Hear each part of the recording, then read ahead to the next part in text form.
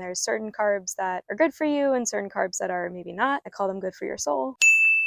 My name's Corinne. I currently live in Philadelphia. It means doing things that are good for your body and your mind. For like food, like making sure you eat everything that your body needs to kind of function, to keep up throughout the day, to feel clear-headed and focused. And then I think about activity-wise, similar thoughts. Like a healthy activity is making sure you kind of stay flexible and loose. And I always think when I am more active, I feel more focused and more clear-headed. So like took all the nursing courses on how to be healthy. So I think it always kind of comes into play. I always think about, all my nutrition courses that I took, all my physical activity courses that you take, probably always in my head. And that does help guide me because I know the health impacts that things have long term. I think it's really complicated because when you start to meet a lot of people and you see a lot of different living situations people are coming from or experiences that they may have a different perception of healthy or they may not have learned something that Actually, I feel like I haven't made anything that's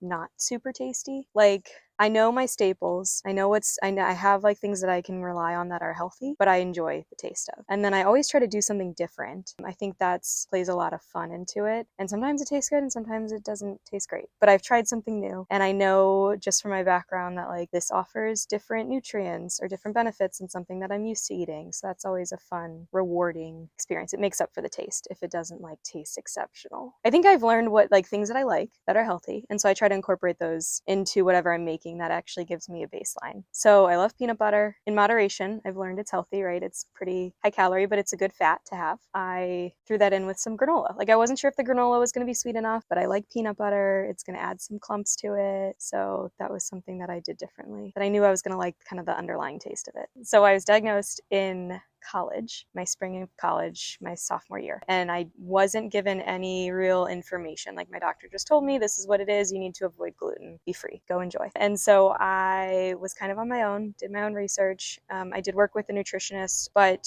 she also did not have an understanding of what gluten-free was. So when I told her I was avoiding gluten, we took it as avoiding carbs. There was a miscommunication. There are so many gluten-free products out there that are not healthy. They're just your classic processed substitutes. So that was pretty eye-opening. Everyone's initial reaction was like, oh, you're gluten-free, you're going to be so healthy. And I was like, it's not really the case because there's not a lot of healthy alternatives unless you fully take it out of the question, which is a sad realization, to think like, oh, I'll never get to have like cake or never get to have burritos again or tacos again, like all this stuff. But yeah, I would say over the years, I have found some good substitutes. It made me try a few new things, play around with what I originally thought of how to build my meals. Those Trader Joe's chocolate donut holes are delicious. I love those sour gummies that Trader Joe's has. But I've noticed when I eat them, I just don't feel great after them. So it's a give and take situation. And then I would say my gluten-free bagels. Love having them. I know they're not super great ingredient-wise to have often. So I have them like once a week in moderation. I crave eggs,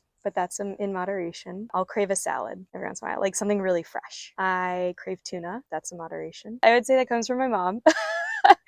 But I've seen it in everything you learn about growing up. Even through my classes, we talk about the whole deal about carbs was a huge thing to kind of learn about. And I would say when we were growing up, carbs were labeled super bad. And now, when I did my nutrition classes and I did my extra research, like carbs are not bad. They need to be, your body needs them, but you need them in moderation. And there's certain carbs that are good for you and certain carbs that are maybe not. I call them good for your soul in moderation. So I haven't restricted anything from my diet. I think that's really sad to think like this is the last donut I'm ever going to have in my life. So I don't do that. So to me, moderation is like, it may not be super great for my body, but it's good for my soul and my happiness right now. Yeah, I would say it's really hard these days, I think, because of social media. There are so many trends that are going on. Like they're not so much now on my algorithm, but for a while I was on the algorithm of hormonal balance with foods, which just became way too complicated. And to see that every day was like, I need to take a step back and just focus. Like I know what's healthy. They're your fruits, they're your vegetables, they're everything that we growing up essentially learned. It's just your whole foods. Take out the processed food, maybe limit the sugar. Other than that, it shouldn't be too complex. I would say work around like what you already like. That's okay to be very consistent with the foods you like. Even if you only like one type of salad and it's healthy, like that's your salad that you make all the time. I kind of do that. I've found a salad that I love and it's really healthy and I'll just eat it a couple times a week. And I think having creativity with your meals, trying something new, compensates for the fact that maybe it's not super tasty, but you've tried something new, so that's awesome. You're eating something healthy, so that's awesome. To me, that compensates enough for the fact that it may not be super tasty.